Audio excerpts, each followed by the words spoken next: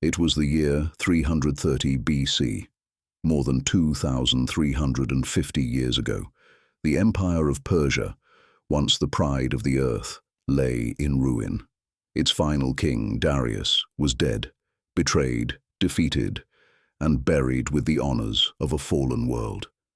And standing over that world was Alexander of Macedon, the young commander who had crossed the Hellespont with a dream and carved his name into history with fire and iron. You have seen his rise, or if you have not, you must. For his path was no legend born in a single night, but a chain of triumphs and trials, each greater than the last. The river Granicus, where he first proved his courage, the field of Issus, where he broke the armies of Darius, the island of Tyre, where he built a causeway through the sea, the siege of Gaza, the march into Egypt, the founding of Alexandria itself, his city, his vision. Then Gaugamela, the battle that ended an empire. And finally, Babylon, Susa, and Persepolis, the jeweled heart of Persia, burned beneath his torch. 6 great stories, each told here, on this very channel. Each step of his journey waiting for you to walk beside him. If you have not seen them, go back. Witness them. See the boy who became a prince, the prince who became a conqueror, and the conqueror who buried a king. Only when you have seen that road will you understand this one. Now, with Persia behind him and the ashes of Persepolis fading into the wind, Alexander turns his eyes east, toward Bactria, toward Sogdiana, and beyond them, the mountains that guard the gates of India. It is the beginning of his longest and hardest campaign, a war not for empire, but for endurance. Not against kings, but against time itself. This is what came after victory. This is the road to India. Alexander gathered his commanders, Hephaestion, Craterus, Coenus, and Perdiccas, men who had ridden beside him since the first crossing into Asia. He told them the war was not over, that beyond the mountains lay the final measure of empire. Together they turned their faces east. They rode for weeks through the deserts of Aria and the passes of the Paropamisus, where the wind howled like steel and snow cut the skin. At the front rode Alexander himself, his red-plumed helmet glinting in the sun, the same crest that had led men through Granicus, Issus, and Tyre. Hephaestion commanded 2,000 companions. Craterus marched with 12,000 infantry. Coenus swept the flanks with 5,000 cavalry. Perdiccas kept the supply trains moving, 6,000 men and 3,000 animals carrying the weight of empire itself.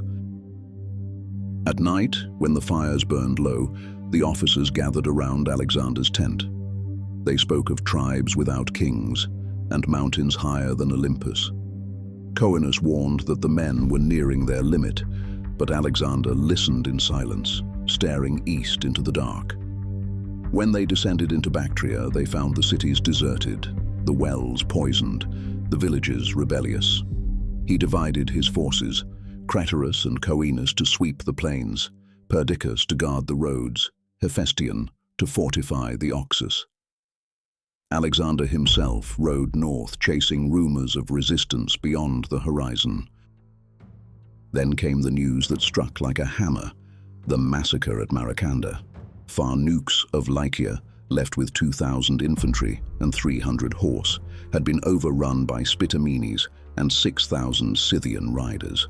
They fought from dawn to dusk, a square of steel in a sea of arrows. By nightfall, 2,000 men had fallen. When Alexander heard, he tightened his armor and gave one order: march without rest. For 7 days they rode east, dust rising like smoke from the hooves of 30,000 men. He sent scouts ahead with the message, burn nothing that breathes until the name of Spitamenes is ash. The campaign was merciless. Craterus razed the villages that had betrayed them. Coenus cut off escape routes. Alexander drove through the center with the companions, faces streaked with dust and blood. For half a year they hunted Spitamenes, losing more men to frost than to battle.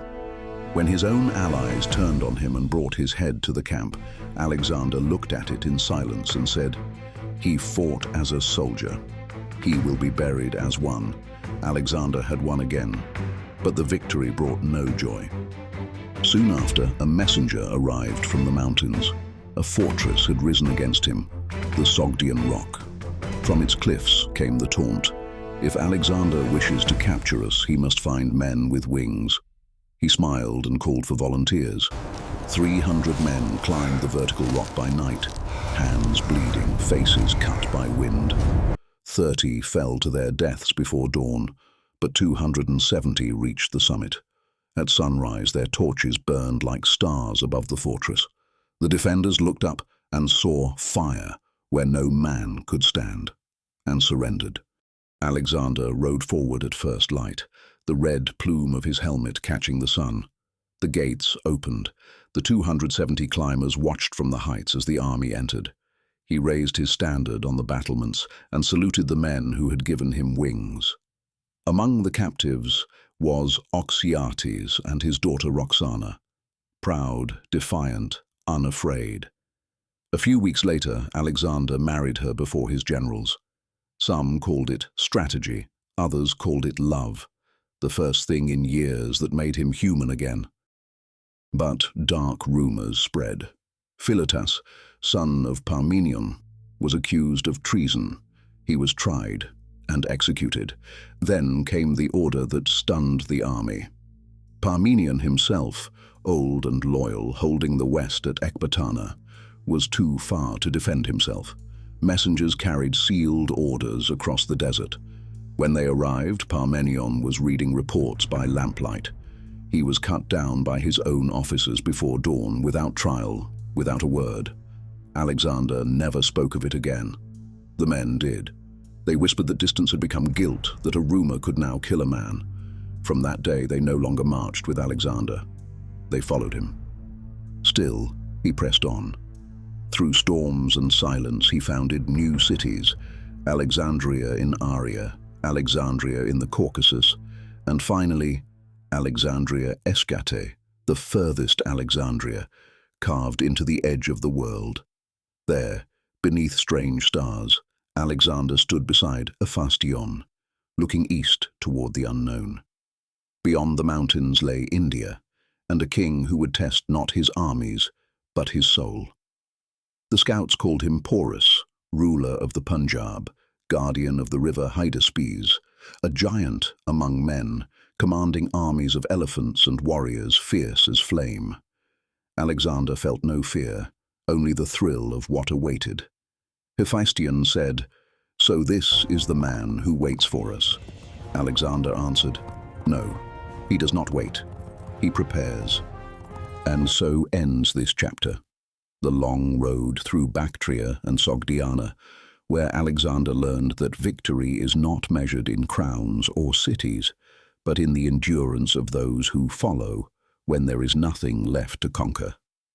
What you have heard is drawn from the voices of Arrian of Nicomedia, from Ptolemy, his general, from Plutarch, Curtius Rufus, and Diodorus of Sicily, the men who carried his life across 2,000 years. Yet neither you nor I were there. We cannot know what was truth and what was glory's illusion, but we have done our best, the truest telling we can offer. And I am your narrator, Marcus Lucius Varro. It has been my honor to walk beside you through these lands of dust and fire, but our journey is not done. Beyond these mountains await Porus and the rivers of India, and battles greater than any before. To be among the first to see them, subscribe to this channel now. To subscribe is to ride with us into the next great adventure. And when this story ends, leave a comment. Tell us what you felt of Alexander, his journey, and this telling. Your words are the fire that keeps these stories alive, and I will read them all.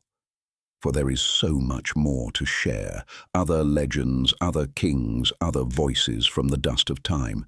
So until we meet again, may courage guide your days, wisdom temper your strength, and curiosity keep your heart alive. Farewell, my friend, for now.